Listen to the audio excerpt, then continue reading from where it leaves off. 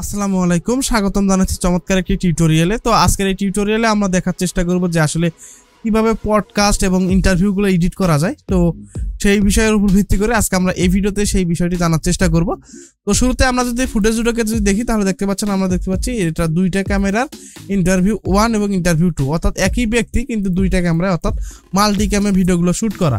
এখন আমরা এখানে একটু ধরে নেই যে আসলে আমরা ধরুন আমাদের এটা হলো আমাদের হোস্ট, আমাদের এটা হলো আমাদের ইন্টারভিউয়ার অর্থাৎ আমাদের গেস্ট। তো এখন আমরা এই দুটাকে কিভাবে আমরা খুব সহজে অতি দ্রুত কিভাবে এডিট করতে পারি, তো সেই ব্যাপারটা আমি এখানে দেখানোর চেষ্টা করব। তো অনেক সময় আমরা অনেক ধরনের কিন্তু শিল্পীকে কিন্তু বিভিন্ন অনুষ্ঠানে বা বিভিন্ন ধরনের টিভি শোর মধ্যে কিন্তু দেখে থাকি, কিন্তু যখন কথা বলে তখন কিন্তু ক্যামেরা অ্যাঙ্গেল কিন্তু অটোমেটিক পরিবর্তন হয়। যদিও লাইভ প্রোডাকশন যদি ব্যাপারটা আমরা যদি একটু খেয়াল করি, সেখানে কিন্তু একটা সুইচার থাকে, সেখানে বড় বড় সুইচারগুলো থাকে, যেমন যারা এই যে লাইভ প্রোডাকশনের যে কাজগুলো করে সেখানে সুইচার থাকে আর অন্যান্য অনেক ধরনের প্রযুক্তি থাকে। কিন্তু কথা হচ্ছে পরবর্তীতে যখন রেকর্ডকৃত যখন ভিডিওগুলো আমরা এডিট করতে যাব, তো সেগুলো আমরা কিভাবে কাজ করব, তো সেটার একটা ভার্চুয়াল একটা সুইচারের মতো বানায় আমরা কিন্তু কাজ করতে পারি। অন্যথায় যদি আমরা এটাকে ভুলক্রমে যদি আমরা ছোট ছোট করে কেটে যদি আমরা এডিট করতে, তাহলে কিন্তু অনেক সময় সাপেক্ষ ব্যাপার, অনেক সময় দেখা যাবে যে আমাদের কথার সাথে আমাদের ফুটেজ মিলবে না, ইত্যাদি ইত্যাদি কিন্তু অনেক ব্যাপার থেকে থাকে। তো আজকে আমরা এই ভিডিওতে সেই যে ব্যাপারটা আছে সেটাকে আমরা সলভ করার চেষ্টা করব এবং এটাকে পূর্ণাঙ্গভাবে এডিট করার চেষ্টা করব। তো শুরুতে আমরা কি করব, আমরা এখান থেকে প্রিমিয়ার প্রো সফটওয়্যারটির মধ্যে চলে যাচ্ছি। এখন আমরা কি করব, ডাবল ক্লিক করে আমরা আমাদের এই যে ফুটেজ দুটো আছে সেটাকে আমরা এখান থেকে এখানে ওপেন করে নেব। তো এখানে দেখতে পাচ্ছেন ওপেন হয়ে গেছে। এখন আমরা কি করব, আমরা কিবোর্ড থেকে কন্ট্রোল চেপে ধরে এন্ড বাটন প্রেস করে একটা সিকোয়েন্স ক্রিয়েট করে নিতে পারি, অথবা আমরা যদি এখান থেকে ডাবল ক্লিক করি আর এটাকে ড্র্যাগ করে এনে ছেড়ে দেয়, তারপরে কিন্তু আমাদের যে সিকোয়েন্স সেটা কিন্তু ক্রিয়েট হয়ে যাবে। ওকে, তো এখন আমরা কি করব, আমরা সেকেন্ড যে ফুটেজটা আছে সেটাকে আমরা এখানে নিয়ে আসি, আনার পর সবার উপরে এভাবে বসাই দেবো। তো এরপর আমরা দেখতে পাচ্ছি আমাদের কিন্তু অডিও ওয়েভ কিন্তু আমাদের এখানে মিল নাই। তো শুরুতে যে কাজটি করতে হবে, আমাদের অডিওর সাথে আমাদের যে ভিডিওটা আছে আর সেটাকে সিঙ্ক্রোনাইজ করতে হবে।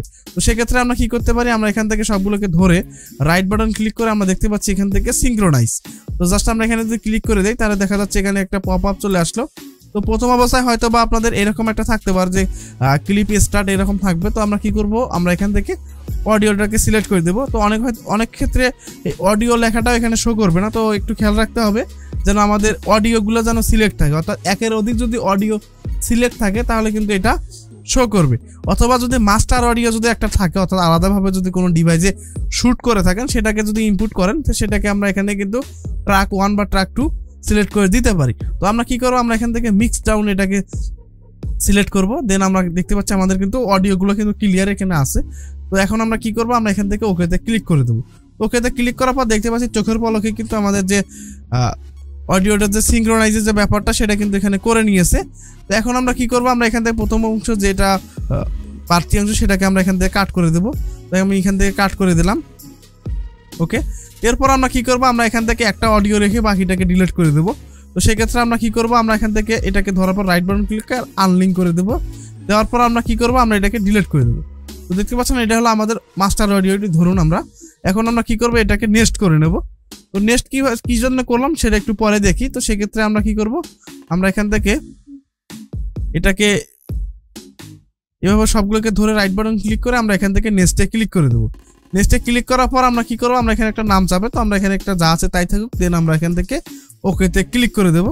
তো ক্লিক করার পর আমরা দেখতে পাচ্ছি এটা কিন্তু দুইটা লেয়ার থেকে একটা লেয়ারে কনভার্ট হয়ে গেল। এখন আমরা কি করব, আমরা এখান থেকে রাইট বাটন ক্লিক করে দেখতে পাচ্ছি আমরা এখানে দেখতে পাচ্ছি যে মাল্টি ক্যাম, দেন আমি এখান থেকে এনাবেল করে দিলাম। এনাবেল করা হয়ে গেলে এখন আমরা কি করব, আমরা এখান থেকে সবার প্রথমে চলে আসবো। সবার প্রথমে আসার পর আমরা এখানে দেখতে পাচ্ছি মাল্টি ক্যামেরা একটা সুইচার আছে। তো এখানে যদি এই অপশনটি খুঁজে না পান, তো সেক্ষেত্রে আপনারা কি করতে পারেন, আমরা এখানে প্লাস আইকনে ক্লিক করব। দেন আমরা কি করবো, এই যে এখান থেকে মাল্টি ক্যামেরা যেটা আছে সেটাকে ড্র্যাগ করে এনে ওকেতে ক্লিক করলে এখানে অ্যাড হয়ে যাবে। তো এখন যদি আমরা এখানে ক্লিক করি তাহলে দেখা যাচ্ছে এখানে আমাদের যে সোর্স মনিটর বা প্রোগ্রাম মনিটরে কিন্তু আমরা আমাদের যে কার্যকলাপগুলো সেগুলো দেখতে পাচ্ছি, অর্থাৎ আমাদের দুইটা ক্যামেরা এখানে দেখা যাচ্ছে এবং আমাদের মেইন যে আউটপুট দেখা যাচ্ছে, অর্থাৎ L2 হলো আমাদের সুইচার, আমাদের মেইন আউটপুট আসতেছে আমাদের লাইভে, ধরুন আমরা লাইভ প্রোডাকশনে কাজ করতেছি, তো সেটা আসবে এরকম ভাবে। তো এখন আমরা কি করব, আমরা এটাকে প্রথমত আগে শুনবো এবং কোথায় কোথায় গিয়ে কাট দেওয়া যায়, অর্থাৎ আমরা এখানে দেখবো যে আসলে কখন কে কথা বলে, সেটার উপর ভিত্তি করে আমরা জাস্ট ক্লিক করলে অটোমেটিক কিন্তু এখানে কাট হয়ে যাবে। তো এখন আমরা কি করব, আমরা এই যে ভিডিওটাকে আছে সেটাকে আমরা এখান থেকে শুনবো। তো আমরা একটু অপেক্ষা করে এই যে শোনার যে কাটার যে ব্যাপারটা সেটাকে আমরা দেখি যে কিভাবে কাটা যায়। তো আমি এখান থেকে প্লে করে দিলাম। প্লে করা হয়ে গেলে জাস্ট আমরা যদি এইভাবে একটু সুইচ করে দেই তাহলে দেখা যাচ্ছে যে এখানে কথার সাথে সাথে কিন্তু এখানে পরিবর্তন হচ্ছে। তো আমরা এভাবে কিন্তু খুব সহজেই এই রকম সুইচার ব্যবহার করে কিন্তু বা এই যে মাল্টিক্যামের যে ব্যবহারটা আছে সেটাকে কিন্তু ব্যবহার করে আমরা এই ধরনের কাজটা কিন্তু খুব সহজে করে নিতে পারি। তো আমরা একটু কাটাকাটি গুলো করে নেই। We found out that Rosebud was really a bicycle. The inspiration for Rosebud as a sled was a bicycle that the screenwriter had as a child. তো ওকে আমাদের কাজটা হয়ে গেছে। এখন আমরা কি করব, যে অংশটুকু বাতি আছে সেই অংশটুকু আমরা এখান থেকে কেটে দিই। আমি এখান থেকে এটাকে কেটে দিলাম। ওকে, এখন আমি সবার প্রথমে চলে আসি। আসার পর আমি এই মাল্টি যে ক্যামটা আছে এটাকে এখান থেকে অফ করে দিই। ওকে, এখন আমরা দেখতে পাচ্ছি আমরা যদি আবারও যদি পুনরায় প্লে করি তাহলে দেখেন আমাদের যে ব্যাপারটা দেখা হয়ে গেছে। দেখতে পাচ্ছেন আমাদের কিন্তু জাস্ট কথা বলতেছে অটোমেটিক কিন্তু কাট হচ্ছে। এখন যদি আমরা এটাকে আমরা যদি ডাবল ক্লিক করে যদি সেলস মনিটরে যদি নেওয়ার পর আমরা যদি দেখি আপনাদেরকে একটু দেখাই,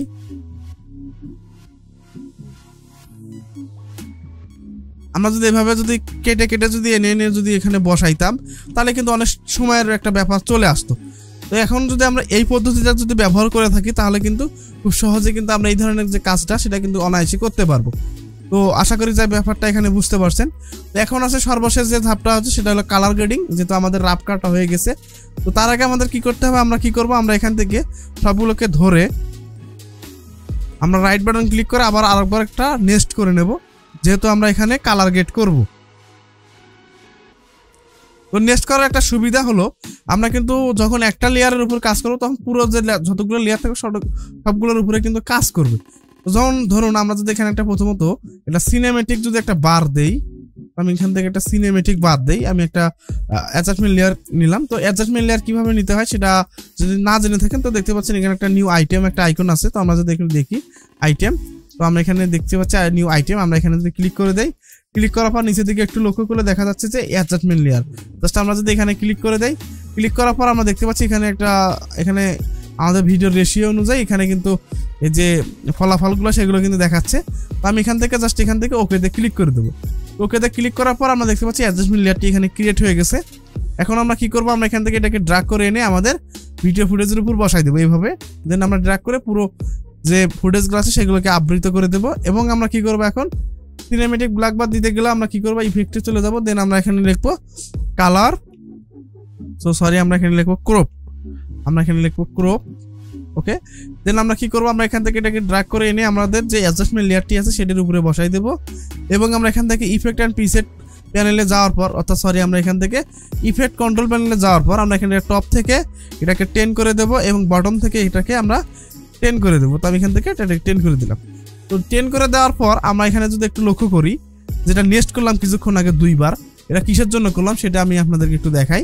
তো দেখতে পাচ্ছেন আমরা কিন্তু এখানে কিন্তু আমাদের যে মডেল যেটা আছে, আমাদের যে সাবজেক্ট যেটা আছে সেটা কিন্তু মাথাটা কেটে গেছে। তো এখন যদি আমরা এই নেক্সটকৃত যে লেয়ারটি আছে সেটাকে ধরার পর যদি আমরা একটু যদি নিচের দিকে নামাই দেই, দেখেন একটু, তাহলে কিন্তু সবগুলো লেয়ারে কিন্তু কাজটা হয়ে যাচ্ছে। দেখেন ব্যাপারটা, সবগুলো লেয়ারে কিন্তু এই সেম ভাবে কাজটা কিন্তু হয়ে গেছে। তো এখন যদি পূর্বের যে কাটা অবস্থায় যদি আমরা এটাকে যদি অ্যাডজাস্ট করতে চাই তাহলে দেখা যাচ্ছে সবগুলোর মধ্যে কিন্তু এই কাজটি করা লাগতেছে। তো এখন কিন্তু সেই কাজটি করা লাগলো না, একটা ফুটেজের উপর কাজ করলে অটোমেটিক সবগুলো ফুটেজের উপর কাজ হয়ে গেল। তো আশা করা যায় এই ব্যাপারটা এখানে বুঝতে পারছেন। এরপর আছে কালার গ্রেডিং। তো কালার গ্রেডিং করতে গেলে প্রথমত আমাদের একটা অ্যাডজাস্টমেন্ট লেয়ার এখানে নিতে হবে। তো আমি এখানে একটা শর্টকাট কালার গ্রেডিং করে দেখাচ্ছি, আপনারা একটু ডিপলি যেভাবে আপনাদের কালার গ্রেডিং করা দরকার সেভাবে করে নেবেন। তো আমরা এখানে কালার কিছু সেভ করা আছে, তো আমি এখানে লিখলাম কালার, আমি এখানে কালার একটা সেভ করে রাখছি কালার। তো আমি এখান থেকে যদি প্রিসেটে ক্লিক করি তাহলে দেখা যাচ্ছে আমাদের যে প্রিসেটের মধ্যে আমি যে কালারগুলো সেভ করে রাখছিলাম সেগুলো এখানে শো করতেছে। তো আমি এখান থেকে একটা কালার এখানে ইউজ করি, তো আমি এখান থেকে এই কালারটা এখানে ইউজ করে দিলাম। তো দেখতে পাচ্ছেন অটোমেটিক কিন্তু খুব সুন্দরভাবে কিন্তু কালারটা হয়ে গেল। এখন যদি আমি প্লে করে আপনাদেরকে একটু শোনাই তাহলে দেখেন ব্যাপারটা সুন্দর, কিন্তু একটা ভালো মানের একটা কালার গ্রেড কিন্তু এখানে হয়ে গেছে। তো আশা করি যে ব্যাপারটা এখানে বুঝতে পারছেন। তো এরপরে যদি কোনো টাইটেল দেওয়া দরকার হয় আপনারা এখান থেকে ইসেনশিয়াল বা গ্রাফিক্স থেকে আপনারা কিন্তু এখান থেকে প্রিসেট ব্যবহার করে কিন্তু আপনারা টেক্সট যে ব্যাপারগুলো আছে সেগুলো কিন্তু এখানে ইউজ করতে পারেন। তো আশা করা যায় ব্যাপারটা এখানে বুঝতে পারছেন। তো এরপর আমরা কি করবো, আমরা এখানে রেন্ডারে নিয়ে যাব। তো রেন্ডারে যাওয়ার পর কন্ট্রোল চেপে এম বাটনে প্রেস করব, আমরা রেন্ডারে চলে যাব। যাওয়ার পর আমরা কি করবো, আমরা এখান থেকে আমাদের একটা নাম দিয়ে দিতে পারি, দেন আমরা এখান থেকে লোকেশনটা ধরে দিব। তো আমি এখানে আমাদের ডিফল্ট যে লোকেশন সেটা কিন্তু এখানে ধরাই দেওয়া আছে, আপনারা এখানে ক্লিক করে আপনাদের পছন্দসই যে কোনো একটি ফোল্ডার ধরাই দিবেন। ওকে, তো প্রিসেট হতে আমরা কি করবো, আমরা এখানে কোথায় দিতে যাচ্ছি, তো যদি ইউটিউবের জন্য হয় তাহলে আমরা ইউটিউবের জন্য দিব। দেওয়ার পর আমরা এখান থেকে ভিডিও থেকে আমরা নিচের দিকে একটু আসবো, আসার পর এখান থেকে পারফরমেন্স এটাকে আমরা হার্ডওয়্যার এনকোডিং দেবো, সফটওয়্যার এনকোডিং দেবো না যদি হার্ডওয়্যার থেকে থাকে। এরপর আমরা কি করবো, আমরা এখানে আর কিছু করবো না, এখান থেকে জেনারেল থেকে আমরা এখান থেকে ইউজ প্রিভিয়াস, যদি কোনো কারণে আফটার ইফেক্টস বা অন্যান্য যদি কোনো ফুটেজ যদি এখানে ইউজ করেন বা ইফেক্ট ইউজ করে থাকেন, তো সেক্ষেত্রে আপনার এটা যদি ইউজ করেন তাহলে দেখা যাচ্ছে যে প্রথমত যে আপনার প্রিভিউগুলো করছেন সেটার যে ক্যাশ সেটা কিন্তু এখানে অটোমেটিক রেন্ডারের সময় কাজ করবে। আমরা এখানে এটাকে দিলাম, দেন আমি এখান থেকে সেন্ড টু মিডিয়া এনকোডার যাওয়ার পর এক্সপোর্ট দিলে আমাদের কিন্তু এটা এক্সপোর্ট হয়ে যাবে। তো আশা করা যায় ব্যাপারটা আপনারা এখানে কিভাবে করতে হয় সেটা একটু হলেও বুঝতে পেরেছেন। তো কেমন লাগলো ভিডিওটি অবশ্যই কমেন্ট করে জানাবেন। যদি ভিডিওটি ভালো লাগে থাকে অবশ্যই আমাদের চ্যানেলটি সাবস্ক্রাইব করবেন। আর দেখা হচ্ছে পরবর্তী আরো কোনো নতুন কোনো টিউটোরিয়ালে। তো সে পর্যন্ত সুস্থ থাকুন, ভালো থাকুন, আসসালামু আলাইকুম।